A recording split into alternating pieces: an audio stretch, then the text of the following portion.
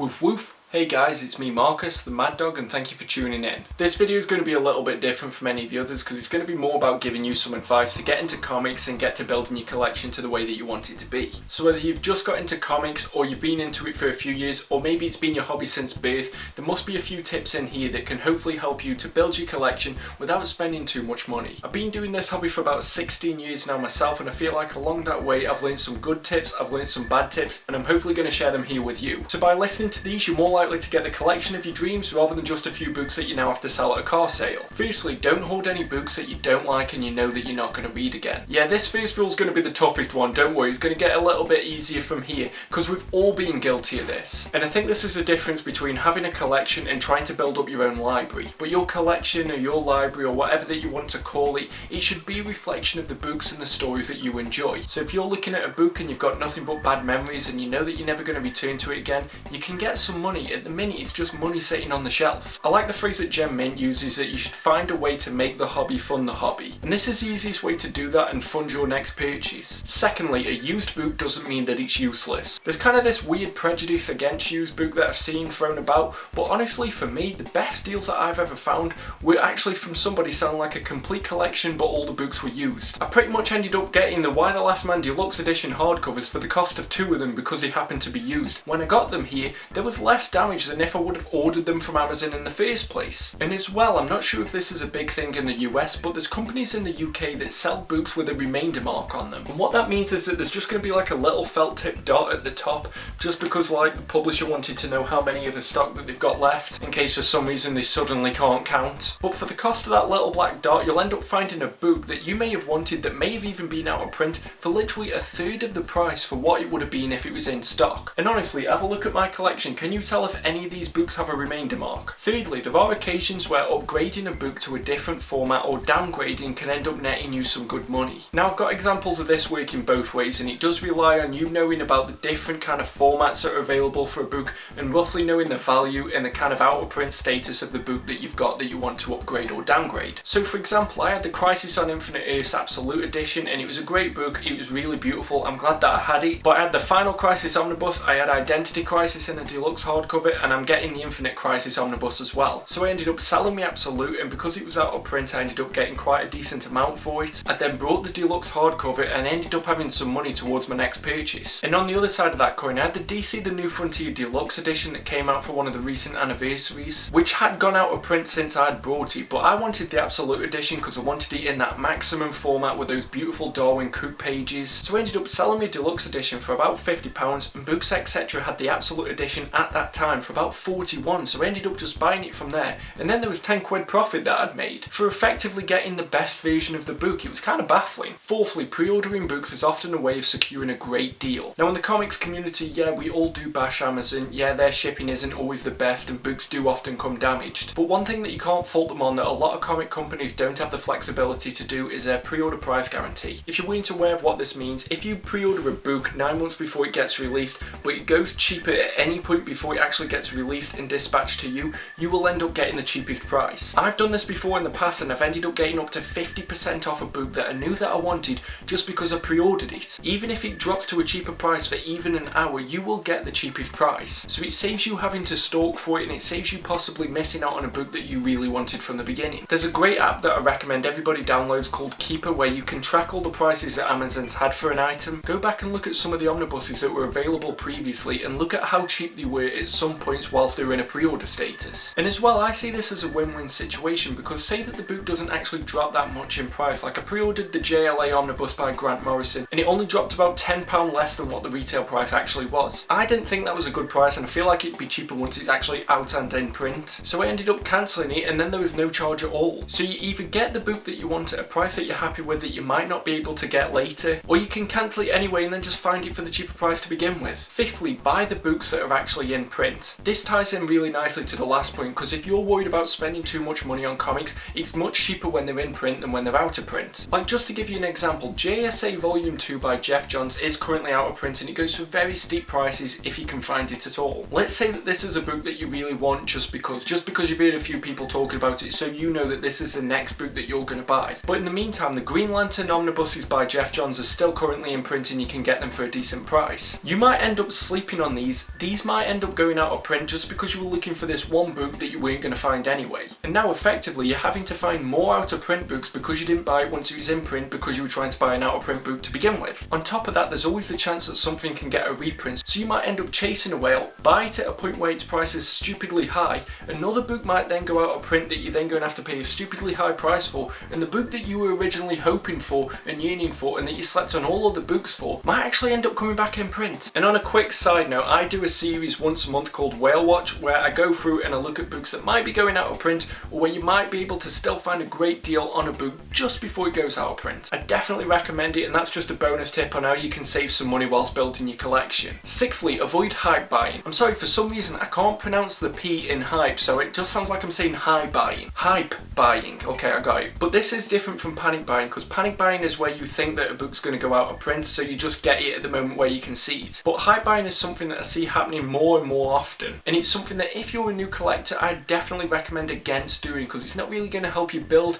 a decent sized collection without spending a lot of money. But to give you an example, I keep seeing people and they'll spend like 600 quid and they'll say, this is the first time I've ever bought a book, and they'll have like 6 or so omnibuses. They'll have the usual suspects that change every few months that everybody says are great books that you need to buy, that you need to have in your collection. But in the meantime, that person doesn't even know if they like those books. When you're first starting out, you should find books that you like. It's about that discovery. It's about finding a book, learning about the writer, or finding a character that you like and then following that trail. I see a lot of people in their first haul keep buying the Final Crisis omnibus. I've been reading comics for about 16 years and there's still parts of Final Crisis I don't have a clue what's happening. Like I said before, your collection should be a reflection of the books and the stories that you like. It shouldn't be a reflection of everybody else's opinion and what you've bought as a result of that. Sure, we're all guilty of a blind buy, but that's normally only really at the point where you know what you actually like and have a kind of inkling towards it. Because for example, let's say you buy an omnibus at 60 quid and you might not actually like any of it, so you could have just bought the first paperback for about 5 or so quid and saved yourself all that money, rather than now have effectively spent about 12 books worth of money on one omnibus that you didn't like. And I'm not knocking omnibuses, as you can see I've got tons of them around me, they look great on yourself, it's nice having that comprehensive fancy all-in-one edition, but I only really started getting these once I knew that I actually liked the book in question.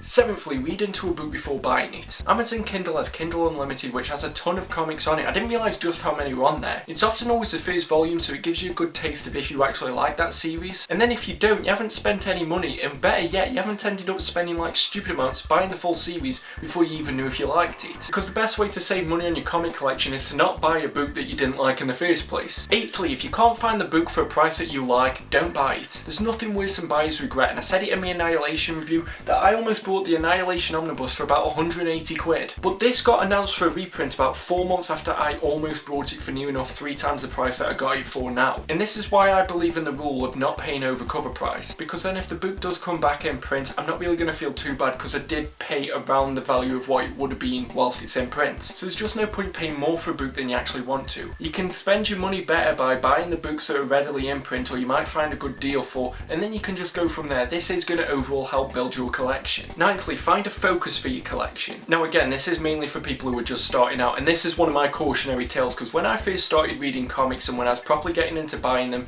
I ended up buying a shit ton of volume 1s. Like I just kept buying volume 1s. I thought that my collection would grow if I just kept buying different series, and then I'd have all these different series, but then I didn't realise that none of them were actually complete. So I had volume 1 of Sweet Tooth, volume 1 of Ex Machina, I had volume 1 of 52, I had volume 1 of Preacher, but I was unable to read the full series of any of these books. So by focusing your collection, what I mean is if you really like Spider-Man, focus on a series of Spider-Man that's readily in print, that's quite healthily priced, and then just focus on buying that. Yeah, sure, your collection may only have 1 series in it for now, but at least you've got a complete run of something. Again, it's about reading the books, it's about enjoying them. There's no point just having the start of 100 series, whereas I'd rather just have like 4 complete series that I could actually read beginning to end. And as well, going back to books being out of print, you don't want to be stuck with like an Orphan Volume 1 and an Orphan Volume 3 because you slept on other volumes because you were trying so much to just buy every series that you could. 10thly, don't panic buy. We did touch on this earlier, but it's worth giving a special point just to panic buying, because you see it happening all the time. There's a rumour that something's gone out of print and all of a sudden just everybody completely buys it up, and then a couple of weeks later the website gets it back in stock and you've ended up paying twice the amount of what you actually wanted to pay for it. And again, it's tying it back into one of the earlier points, but if you weren't happy paying the price that was there whilst everybody was panic buying it,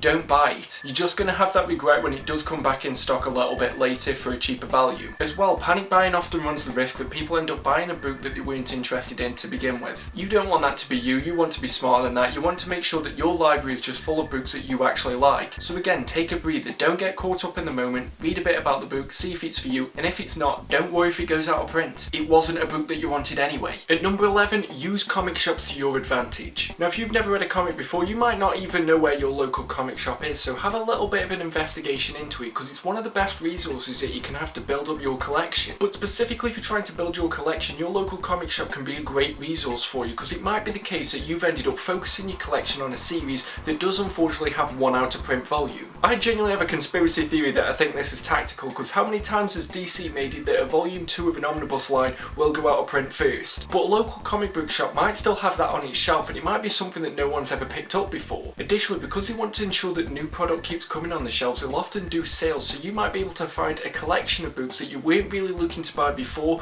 but you might end up being able to flick through it, you might read the back, you might get a recommendation from the owner, and from there your collection's just naturally going to grow. And going back to the first point where I was talking about flipping books that you might not actually want, you might be able to find something in your local comic shop that you might not be interested in, but you know is something that a lot of people in the community want. Maybe you're part of a Facebook group that does comic book trading, and you might be able to pick up a book that you didn't necessarily want, but trade it for something that you really do. 12thly, set price points for yourself. Now this is building on from point 8, but if you set a price point for yourself, then you're always going to be happy with your collection, and you're always going to make sure that your money's gone somewhere wisely. The app Keeper that I mentioned before has this great feature where you can actually track books that you really want. You can set a price point that you'd be happy to pay, and it'll alert you if it goes to that or cheaper. I often tend to do this and then I don't look at the book again, because for me personally, I know that I'd rather watch a book go out of print than pay 3 times the amount that I was actually happy to pay for it. So just make sure that you know what your price point is for each individual book, and that you don't go stupidly amounts over it just because you want it. And finally, for now, and this is possibly the most important rule that I can leave you with, but find a way to be happy with the collection that you've got. I said it from the beginning, everybody's always got that next book that they want, the next book that they're going to buy,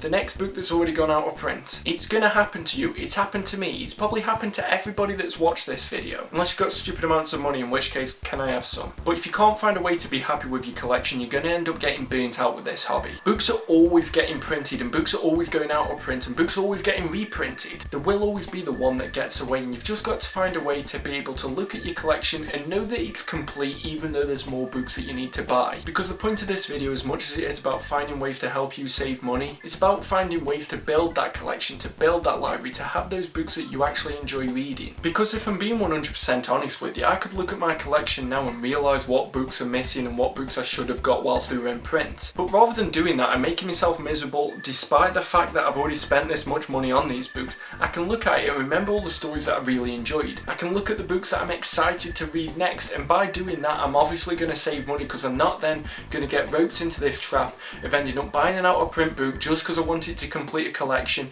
and then not actually being happy with it. So if you're new to comics, or you've been reading comics for a bit, or you've been reading comics even longer than me, find a way that you can just be happy with the collection that you got and be proud of it. Whether you've got 2 books or 2,000 books, that's your collection. This says what you're into, this says that you're a part of this hobby, so it doesn't matter how many you've got, just find a way to make sure that you can make that your own. And those are all my tips that I've got for you. Like I said, hopefully you enjoyed this video. It's a little bit different, and you know, I'm trying to find ways that can help people actually get into comics, and I thought about doing a series maybe where I could take a character, or I could take a comic publisher, and I help you find like the best books to actually get into reading that. So for example, if you want to get into reading X-Men, I can tell you the best books to read as a beginner rather than just the best runs of X-Men, because they're actually often 2 different answers. If that's something that you want to see me do, leave a comment with the character or the publisher that you want me to tackle and I'll get onto it. Leave in the comment section as well any tips that you might have for people who try and build a collection. If you like this video, please give it a thumbs up, and if you didn't like this video, why did you get this far? Subscribe if you haven't already, and please share this video with a friend who might just be getting into comics. But keep safe, keep reading, and keep barking all you mad dogs.